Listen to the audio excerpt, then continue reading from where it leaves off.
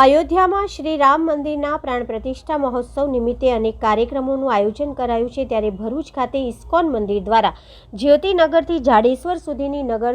સંકીર્તન યાત્રા નીકળી હતી। અયોધ્યા ધામમાં ભગવાન શ્રી રામની ભવ્ય પ્રાણ પ્રતિષ્ઠા મહોત્સવના ઉપલક્ષમાં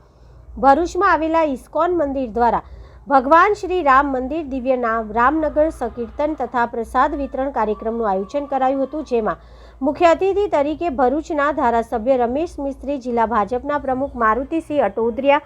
જિલ્લા મહામંત્રી નિરલ પટેલ, ધર્મેશ મિસ્ત્રીની ઉપસ્થિતિમાં ઇસ્કોન ભરૂચના મુખ્ય નિર્દેશક સ્વામી ચૈતન્ય મહાપ્રભુ દાસના માર્ગદર્શનમાં સવારે 9 કલાકે જ્યોતિનગર પાણીની ટાંકીથી જાડેશ્વર ચોકડી સુધી યાત્રા નીકળી હતી, જેમાં નગર કીર્તન યાત્રા શ્રી રામના દિવ્ય નામ કીર્તનનું પ્રસાદ વિતરણ તથા રામાયણ ગ્રંથનું વિતરણ કરવામાં આવ્યું હતું।